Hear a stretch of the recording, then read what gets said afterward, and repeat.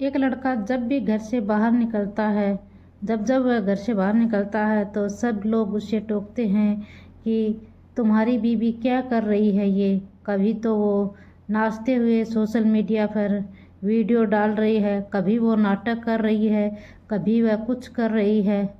ऐसा सुनकर उसका पति अपनी बीवी को समझाओ ना, लोग बाहर वाले ये बोल रहे हैं। फिर ऐसा सुनकर उसका पति उसके पास आता है कि तुम यह सब करना छोड़ दो और तुम अच्छी आईटीआई कर रखी है, कुछ सिलाई कढ़ाई बुनाई कुछ और कर लो जिससे अच्छी इनकम होगी।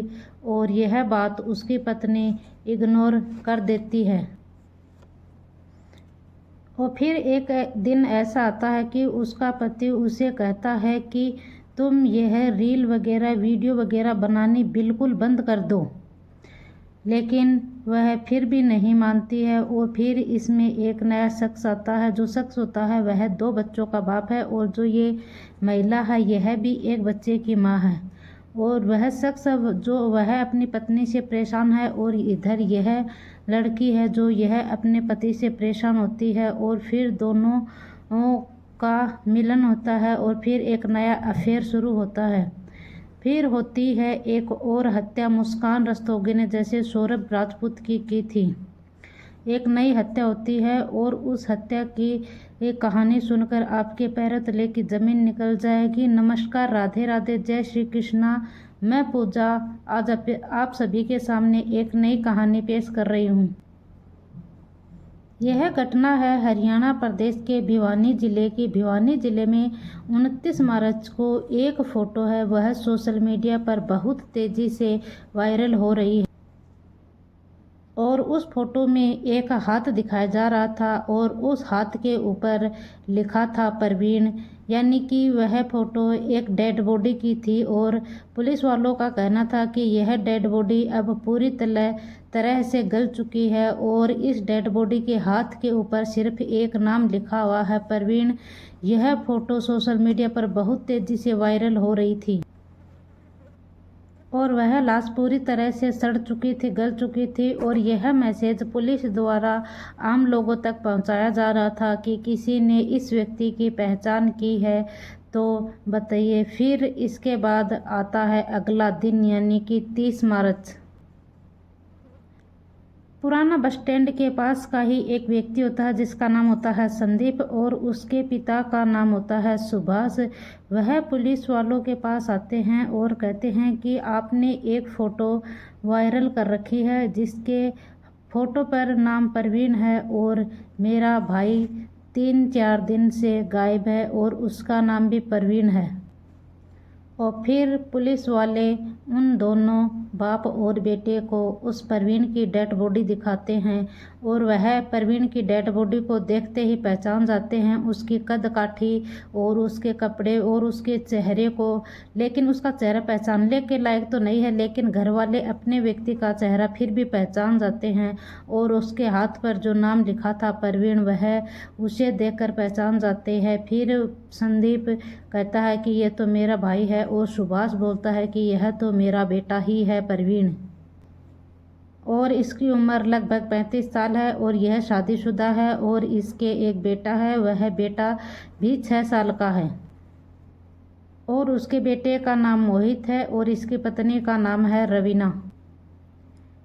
यह खबर सुनकर उसके घर वाले भी पुलिस थाने पहुंच जाते हैं और पुलिस थाने जहां उसकी डेड बॉडी रखी वहां पर पहुंच जाते हैं। फिर घर वालों का वहां पर रो रो कर बुरा हाल हो जाता है और बुरा हाल हो जाता है। और ख़ास करके इसका बच्चा और इसकी पत्नी, वह तो कुछ खास करके ज़्यादा ही उनका बुरा हाल हो रहा है। फिर पुलिस वाले कहते हैं कि हम इसकी जांच पड़ताल करते हैं और फिर पता चलेगा कि इसकी मौत कैसे हुई है। फिर आखिरकार आती है पोस्टमार्टम रिपोर्ट। उसमें पता चलता है कि इसकी मौत गला दबाने की वजह से हुई है। गला दबाने की वजह से इस व्यक्ति यानी कि प्रवीण की मौत हुई। फिर पुलिस ने इस जो मौत हुई, पुलिस वालों का पहला तो यह मानना था कि यह व्यक्ति कोई आकस्मिक घटना की वजह से उस नाले में गिर गया और उस नाले में जो पानी का बहाव हो रहा था उसी में गिरने की वजह से ये इससे निकला नहीं गया और सड़ गल गया है। लेकिन जैसे पोस्टमार्टम रिपोर्ट आई उसमें साफ पता चल गया था कि इसकी मौत गला घोटने की वजह से इसकी मौत हुई है। लेकिन पुलिस वालों ने इस मामले पर कुछ ज़्यादा जोर नहीं दिया और लेकिन उस गांव के लोगों ने अपने ही गांव के जो सीसीटीवी फोटो हैं वह खंगालना शुरू किया। उसने लगभग 10 से 15 दिन पहले की जो सीसीटीवी फोटोज है वह खंगालनी शुरू की। तो फिर आती है वह 25-26 की रात। 25-26 की रात को ना एक बाइक होती है और उस बाइक के ऊपर पीछे एक लेडीज बैठी है, आगे एक व्यक्ति चला रहा है और बीच में कुछ ऐसा रखा हुआ है जिससे ऐसा लग रहा है कि कोई भारी सामान है या कोई बीच में बैठा है और उसको कपड़े से एकदम से ढक दिया गया है और उसको वह तीनों जाते हुए नजर आते।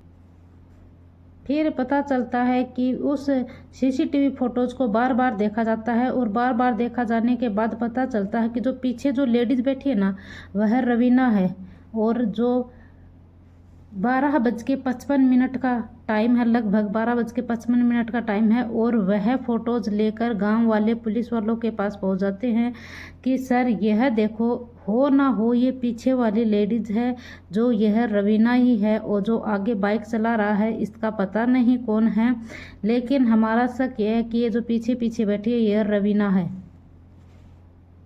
फिर गांव वालों के कहने पर पुलिस रवीना को हिरासत में ले लेती है और हिरासत में लेकर रवीना से पूछताछ शुरू करती है और हिरासत में लेकर रवीना को पूछताछ शुरू करती है। तो पूछताछ पर रवीना एक बार तो इधर उधर की बातें घुमाना शुरू कर देती है, लेकिन फिर वह सख्ताई से पूछताछ करने पर वह बताती है यह रोहतक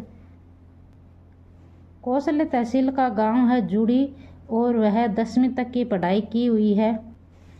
ससुराल पहुंचने के बाद 2015 में उसकी शादी हो जाती है। ससुराल में वह 2015 में ससुराल पहुंच जाती है और उसकी शादी प्रवीण नाम के व्यक्ति से होती है और उसके एक बेटा हो जाता है।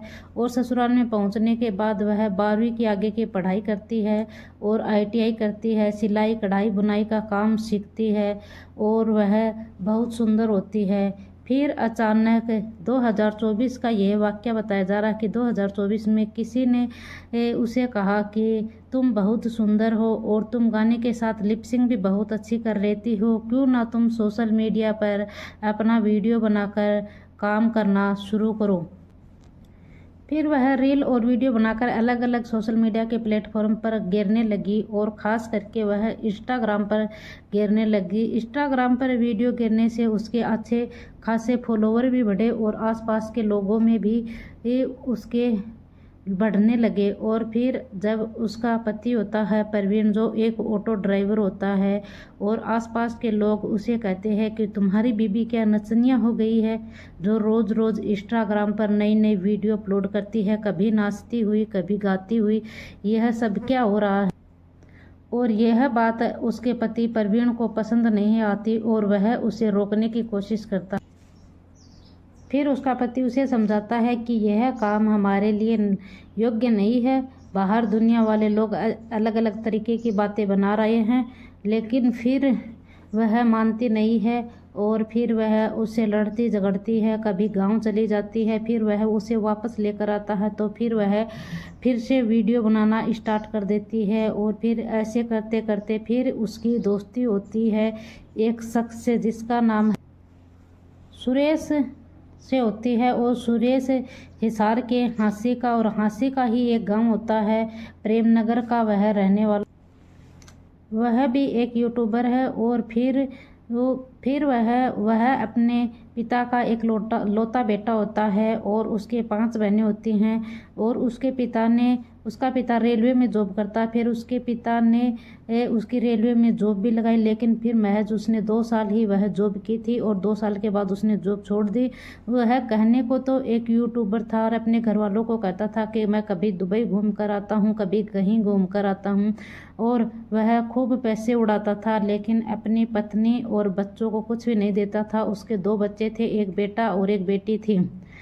लेकिन फिर अचानक से जब रवीना की रील आनी बंद हो जाती है तो वह रवीना से कांटेक्ट करने की कोशिश करता है कि तुम्हारी रील आखिरकार आने बंद क्यों हो गई। फिर रवीना उसे कहती है कि मेरे पति ने रील वगैरह वीडियो वगैरह बनानी बंद करवा दी है, इसी वजह से मैं यह प्लेटफॉर्म छोड़ रही हूँ। मैं अब कभी भी इंस्टाग्राम पर वीडियो नहीं डालूंगी। फिर वह कहता है कि तुम अच्छी वीडियो बनाती हो, तुम्हारी अच्छी रील्स वायरल हो रही हैं, तुम अच्छे तरीके से वीडियो बना रही हो। यह करते करते पहले दोस्ती होती है और दोस्ती फिर एक दूसरे के प्यार में बदल जाती। फिर यहाँ से शुरू होता है अफेयर और अफेयर से उनके अवैध संबंध बनने भी शुरू हो जाते हैं। लेकिन यह सब बातें परवीन को पता चल जाता है और परवीन को पता चलने पर परवीन उस पर पूरी तरह से रोक लगा देता है कि तुम जो ये वीडियो वगैरह बनाना और किसी और के साथ मिलना यह सब बंद कर दो। यह पूरी तरह से प्रतिबंध कर देता।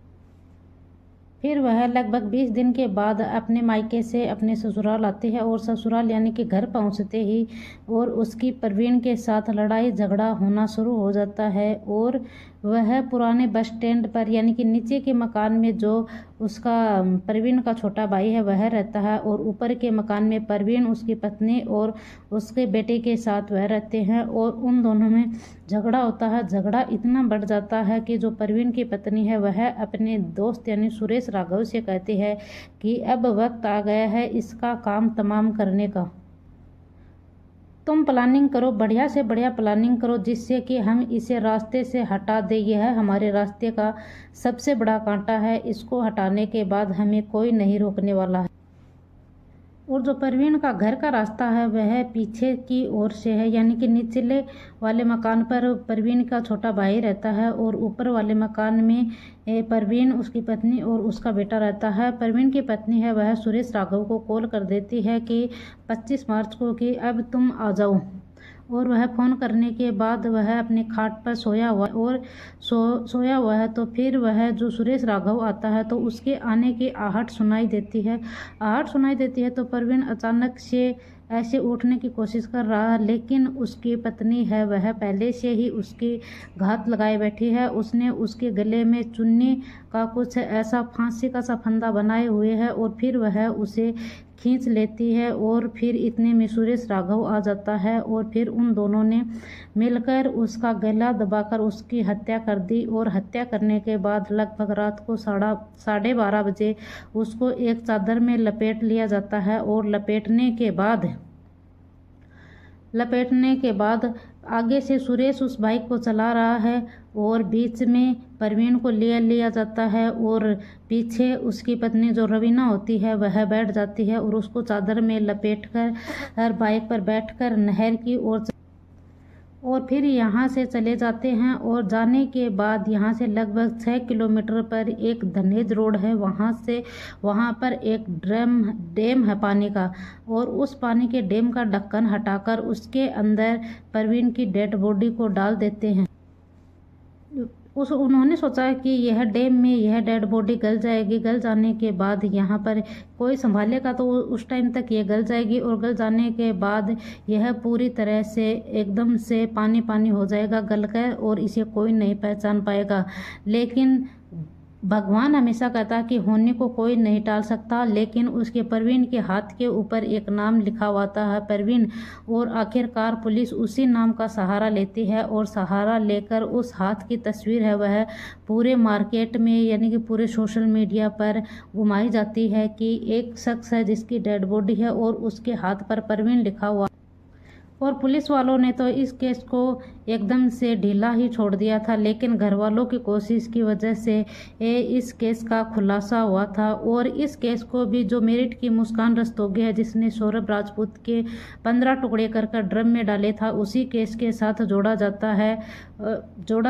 और फिलहाल के लिए यह दोनों सुरेश और रवीना दोनों जेल के अंदर हैं और दोनों की अभी तक कुछ आगे का सुनवाई जारी नहीं हुई है। होती है तो फिर आपको फिर से बताएंगे। और ऐसी ही और वीडियो देखने के लिए हमारे चैनल को सब्सक्राइब करें और वीडियो को लाइक करें। और कैसा वीडियो बन रहा है यह हमें कमेंट में ज़रूर बताएं। जय श्री कृष्णा, राधे राधे, जय हिंद, जय भारत।